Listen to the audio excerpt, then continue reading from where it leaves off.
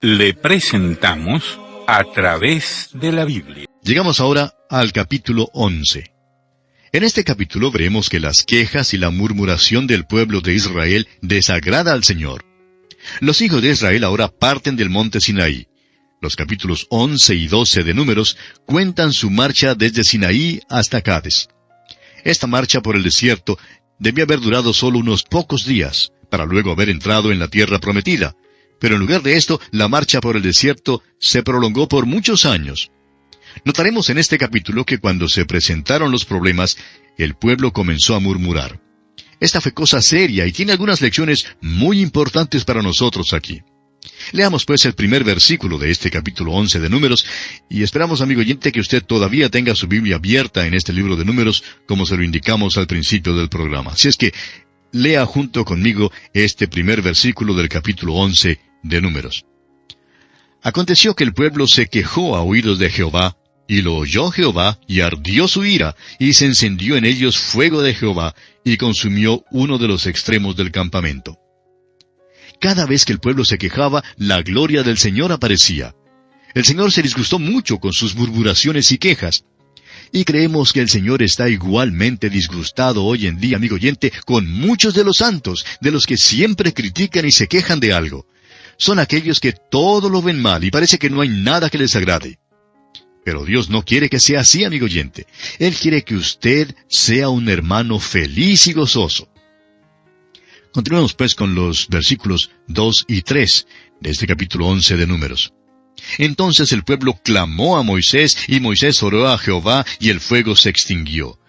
Y llamó a aquel lugar Tabera, porque el fuego de Jehová se encendió en ellos. Su queja encendió la ira del Señor, y él consumió uno de los extremos del campamento. Ahora, ¿qué es lo que había detrás de todas estas quejas? ¿Quiénes eran los perturbadores? Podemos localizarlos aquí, y también nos es posible localizarlos hoy en día, amigo oyente. Leamos el versículo 4 de este capítulo 11 de Números. Y la gente extranjera que se mezcló con ellos tuvo un vivo deseo, y los hijos de Israel también volvieron a llorar y dijeron, ¿quién nos diera a comer carne? Ahora, ¿quiénes fueron los que principiaron esto? Pues la gente extranjera. Usted recordará que la gente extranjera era el grupo de los que no estaban seguros quiénes eran. No podían juntarse a ninguna de las tribus, no podían declarar su linaje, no estaban seguros si realmente pertenecían al pueblo israelita o no. Si sabían si debían ir en la marcha por el desierto o quedarse. Eran el producto del matrimonio entre personas de distintas razas. Cada uno de estos tenía un pariente en Egipto y un pariente en el campamento de Israel.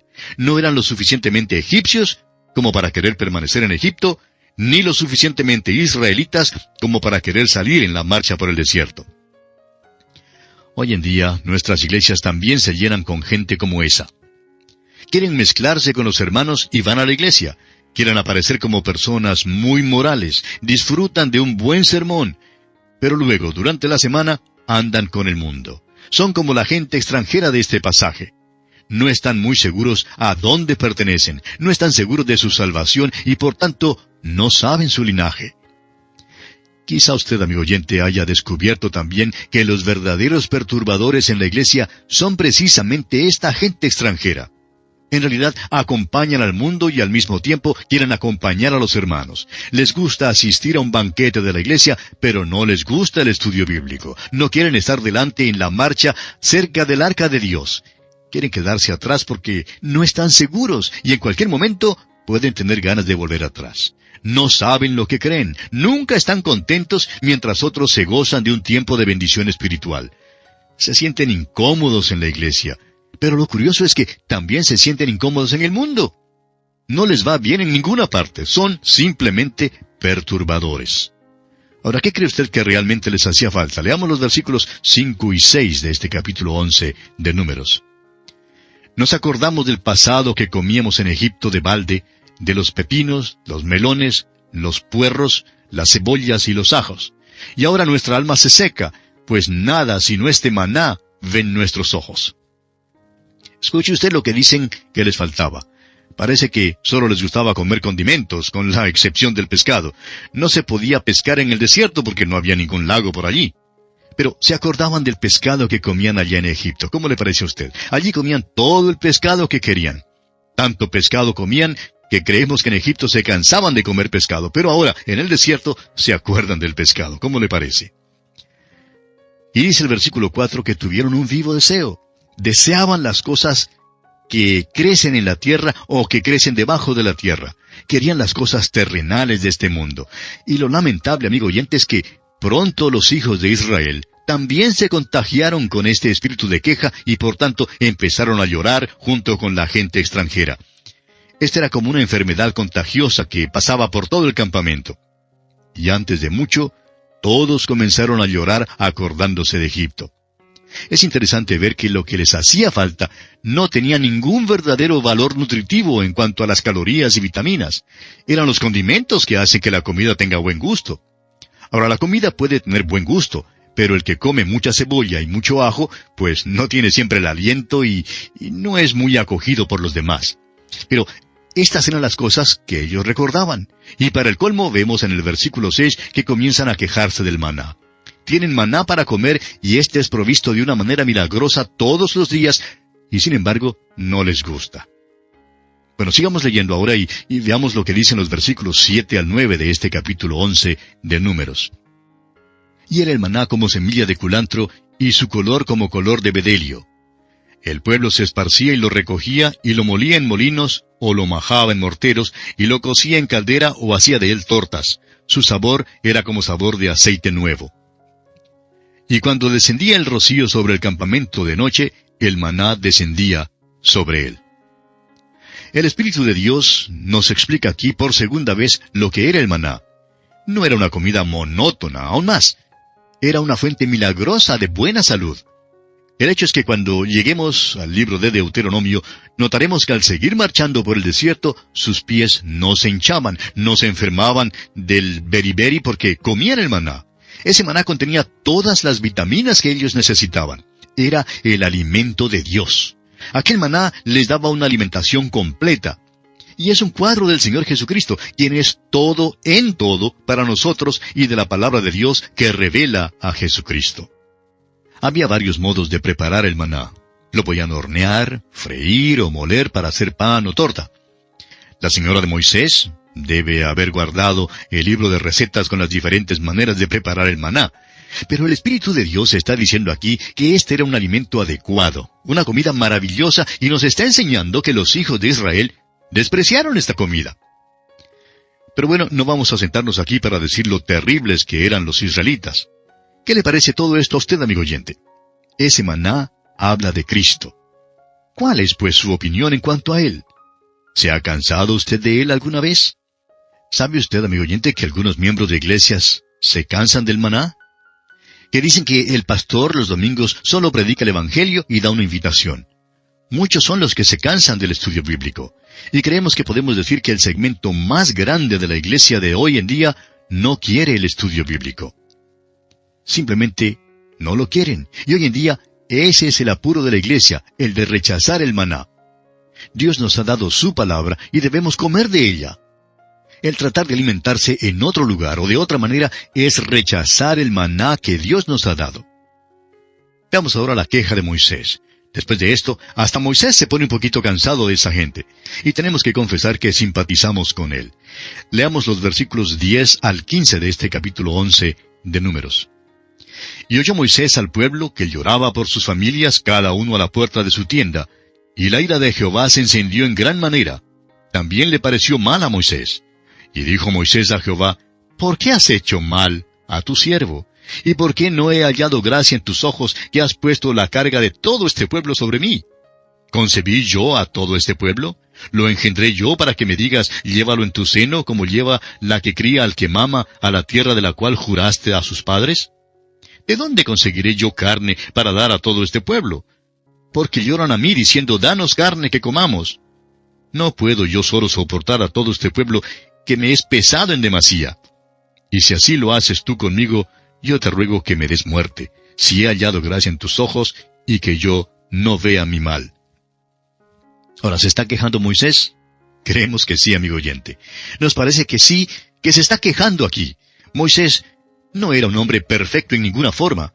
Era simplemente un sencillo ser humano que era usado poderosamente por Dios. Moisés dijo que prefería morirse a tener que sufrir lo que sufría con esta multitud. Y creemos que estamos de acuerdo con él, que era muy difícil. Era difícil en gran manera soportar a esta gente. Y bien, amigo oyente, tenemos que detenernos aquí por hoy, porque nuestro tiempo una vez más ya se ha agotado. Continuaremos Dios mediante en nuestro próximo programa. Que Dios le bendiga ricamente. Continuamos hoy estudiando el capítulo 11 de Números, y en nuestro programa anterior estábamos hablando de la queja de Moisés. Y vimos en los versículos 10 al 15 cómo Moisés elevó su queja a Dios. Y dijimos que Moisés no era un hombre perfecto de ninguna manera. Era simplemente un sencillo ser humano que era usado poderosamente por Dios. Ahora Moisés dijo que prefería morirse a tener que sufrir lo que sufría con esta multitud. Y creemos que estamos de acuerdo que era muy difícil soportar a esa gente. Hay pastores y obreros cristianos que sufren de úlceras y colapsos nerviosos, amigo oyente. Hay algunos hombres que hasta han salido del ministerio. Han hecho lo mismo que quiso hacer Moisés. Se han quejado al Señor de que la carga era demasiado grande para ellos. Se han cansado de soportar las críticas, las quejas, el lloriqueo y las dificultades.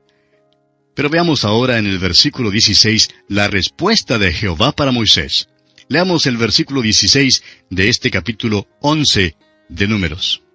Entonces Jehová dijo a Moisés, reúneme 70 varones de los ancianos de Israel, que tú sabes que son ancianos del pueblo, y sus principales, y tráelos a la puerta del tabernáculo de reunión, y esperen allí contigo. Ahora Moisés se equivocó al quejarse de esta manera a Dios. Moisés dijo que él era el que estaba llevando todo el pueblo. Bueno, él no era el que estaba llevando al pueblo. Dios nunca le pidió hacer eso. Dios era quien les estaba llevando y también a Moisés. Pero Moisés no confiaba completamente en el Señor. Ahora Dios dice, está bien Moisés, te ayudaré, si eso es lo que quieres. Dios paciente y bondadosamente provee entonces a algunos asistentes para que le ayuden a Moisés. 70 ancianos fueron nombrados para ayudarle.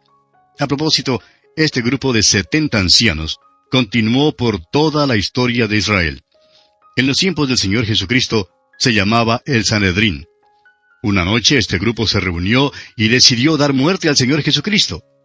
Creemos que quizá Moisés no debió haber fundado esta organización. Amigo oyente, estamos propensos a creer hoy en día que si multiplicamos los comités de las iglesias y modernizamos las organizaciones y los métodos, que eso resolverá los problemas. Bueno, no ha resuelto los problemas porque lo que necesitamos, amigo oyente, no son más organizaciones, no son más comités, no necesitamos más sanedrines. Continuemos ahora con el versículo 17. Veamos lo que dice el Señor aquí en el versículo 17 de este capítulo 11 de Números. Y yo descenderé y hablaré allí contigo, y tomaré del espíritu que está en ti, y pondré en ellos, y llevarán contigo la carga del pueblo, y no la llevarás tú solo. Dios había llamado a Moisés a dirigir al pueblo, y Dios proveería la fuerza para capacitar a Moisés. Dios siempre provee la fuerza necesaria, amigo oyente. Nunca pide que hagamos más de lo que podemos hacer. Si es que usted cree, amigo oyente, que está trabajando demasiado, bueno, quizás sea verdad que esté trabajando demasiado. Quizás esté haciendo más de lo que Dios quiere que usted haga. Dios no sobrecarga a los que son de Él. Continuemos ahora con el versículo 18. Pero al pueblo dirás, santificaos para mañana, y comeréis carne, porque habéis llorado en oídos de Jehová, diciendo, ¿quién nos diera a comer carne? Ciertamente mejor nos iba en Egipto. Jehová pues os dará carne, y comeréis. Ahora Dios dijo, ¿quieren comer carne? Pues bien, voy a darles carne. Y veamos lo que ocurre aquí en los versículos 19 y 20. No comeréis un día, ni 2 días, ni 5 días, ni 10 días, ni 20 días, sino hasta un mes entero, hasta que os salga por las narices y la aborrezcáis, por cuanto menospreciasteis a Jehová, que está en medio de vosotros, y llorasteis delante de él, diciendo, ¿para qué salimos acá de Egipto? Es interesante leer el comentario que el Espíritu de Dios hace en cuanto a este incidente. El Salmo 106 es un salmo histórico, y leemos allí en el versículo 15, y Él les dio lo que pidieron, mas envió mortandad sobre ellos. Ahora Dios oyó su queja y contestó sus oraciones. Nos imaginamos que algunos andarán contando cómo Dios les ha contestado las oraciones. Pero fíjese usted, amigo oyente, que en este caso, Él envió mortandad sobre ellos. Nunca debemos perder de vista el hecho de que debemos siempre hacer que sean conocidas nuestras peticiones delante de Dios con acciones de gracias, como lo dice el apóstol Pablo en su carta a los Filipenses, capítulo 4, versículo 6. Estemos agradecidos, porque sabemos que Dios oirá y contestará nuestras oraciones, aunque la mayoría de las veces acontezca que Dios conteste que no, la cual también es una buena respuesta. Hemos descubierto durante los años que muchas veces la negativa de Dios ha sido la mejor respuesta. A veces las cosas por las cuales oramos no constituyen lo que es mejor para nosotros. Si imploramos y nos quejamos lo suficiente, bueno, Dios contestará nuestra oración según nuestro deseo, pero nos exponemos al peligro de que Él envíe mortandad sobre nosotros, y creemos que quizá eso nos sucede muchas veces a los cristianos. Un cierto hombre que era oficial en una iglesia, en cierta ocasión se acercó a su pastor y le pidió que orara por él. Su negocio estaba casi en la bancarrota, y le pidió al pastor que orara para que el Señor bendijera su negocio. Le informó al pastor que esto le ofrecía una oportunidad para hacerse rico si lograba pasar por este período crítico. El pastor era un predicador joven y, bueno, decidió orar inmediatamente por este hombre. Y oró pidiendo que el hombre ganara mucho dinero y que Dios estableciera su negocio. El hombre también oró. Dios oyó esas oraciones y el hombre se enriqueció. Pero amigo oyente, esto fue la peor cosa que jamás pudo haberle acontecido. Tenía una buena familia hasta cuando ganó su dinero, el dinero que él dijo que necesitaba, pero después perdió a todos los hijos. ¿Se fija usted, amigo oyente? Dios concedió su petición y le dio dinero, pero envió mortandad sobre él. Sobre esto, dice el apóstol Santiago en su carta, capítulo 4, versículos 2 y 3, «No tenéis lo que deseáis porque no pedís. Pedís y no recibís porque pedís mal para gastar en vuestros deleites». Ahora Dios le dice a Moisés que por un mes entero comerán carne hasta cuando llegue a serles repugnante. Haría esto porque habían despreciado al Señor y habían llorado delante de Él. Leamos los versículos 21 y 22. Entonces dijo Moisés, 600,000 de a pie es el pueblo en medio del cual yo estoy. Y tú dices, les daré carne y comerán un mes entero. ¿Se degollarán para ellos ovejas y bueyes que les basten? ¿O se juntarán para ellos todos los peces del mar para que tengan abasto? Moisés pregunta a Dios, ¿cómo es que piensa hacer esto? Dios le contesta que lo hará. No debemos, amigo oyente, preguntarle al Señor cómo hará alguna cosa, después que Él dice que lo hará. Él lo hará no según el cómo suyo, ni según el cómo mío, sino según su propio cómo. Lo hace de la manera en que Él quiere hacerlo. Y continuemos con los versículos 23 al 25. Entonces Jehová respondió a Moisés, ¿acaso se ha acortado la mano de Jehová? Ahora verás si se cumple mi palabra o no. Y salió Moisés y dijo al pueblo las palabras de Jehová, y reunió a los 70 varones de los ancianos del pueblo, y los hizo estar alrededor del tabernáculo. Entonces Jehová descendió en la nube y le habló, y tomó del espíritu que estaba en él, y lo puso en los 70 varones ancianos. Y cuando posó sobre ellos el espíritu, profetizaron, y no cesaron. Ahora fíjese usted que realmente no había más poder que antes. Había más organización, sí, que la que había antes, pero no había más poder. El mismo espíritu estaba dividido entre ellos. Ahora, versículos 26 al 30. Y habían quedado en el campamento 2 varones, llamados el uno Eldad y el otro Medad, sobre los cuales también reposó el Espíritu. Estaban estos entre los inscritos, pero no habían venido al tabernáculo, y profetizaron en el campamento.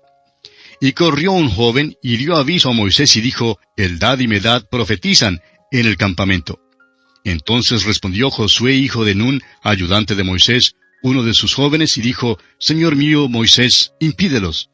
Y Moisés le respondió, ¿tienes tú celos por mí? Ojalá todo el pueblo de Jehová fuese profeta, y que Jehová pusiera su espíritu sobre ellos. Y Moisés volvió al campamento, él y los ancianos de Israel. Josué era muy fiel y leal a Moisés, y eso era algo maravilloso. Pero aún más maravilloso, amigo oyente, es el hecho de que esto revela que Moisés no tenía celos. No tenía celos de que otros también pudieran profetizar. Creemos que en el ministerio cristiano hay 3 grandes pecados. El uno es la pereza, el otro los celos, y el otro es el aburrimiento. Y desafortunadamente hay algunos que son culpables de todos 3. Vemos pues aquí que Moisés no era un hombre celoso, y los celos son cosa terrible. Veamos ahora cómo Dios provee la carne. Leamos el versículo 31 de este capítulo 11 de Números. Y vino un viento de Jehová, y trajo codornices del mar, y las dejó sobre el campamento un día de camino a un lado, y un día de camino al otro, alrededor del campamento, y casi 2 codos, sobre la faz de la tierra. Note usted que el Señor realmente les da codornices para comer. Versículo 32. Entonces el pueblo estuvo levantado todo aquel día y toda la noche, y todo el día siguiente, y recogieron codornices. El que menos recogió 10 montones, y las tendieron para sí a lo largo alrededor del campamento. Creemos que esos 10 montones que se mencionan aquí sería el equivalente a unos 86 galones. No tenían instalaciones refrigerantes y por eso tenían que cocinar de una vez todas esas codornices. Pero ¿sabe usted lo que pasa? Leamos los versículos 33 al 35 de este capítulo 11 de Números. Aún estaba la carne entre los dientes de ellos, antes que fuese masticada, cuando la ira de Jehová se encendió en el pueblo, e hirió Jehová al pueblo con una plaga muy grande. Y llamó el nombre de aquel lugar Kibrot Hataava, por cuanto allí sepultaron al pueblo codicioso. De Kibrot Hataava partió el pueblo a Haserot, y se quedó en Haserot. Como usted ve, demostraron una verdadera glotonería. Despreciaron el maná que Dios les había provisto antes. Y Dios, amigo oyente, juzga tales cosas y todavía lo hace. Recuerde que el apóstol Pablo escribió allá en su primera carta a los Corintios, capítulo 11, versículo 31 y 32, «Si pues nos examinásemos a nosotros mismos, no seríamos juzgados. Mas siendo juzgados, somos castigados por el Señor para que no seamos condenados con el mundo». Y así, amigo oyente, concluimos nuestro estudio de este capítulo 11 de Números.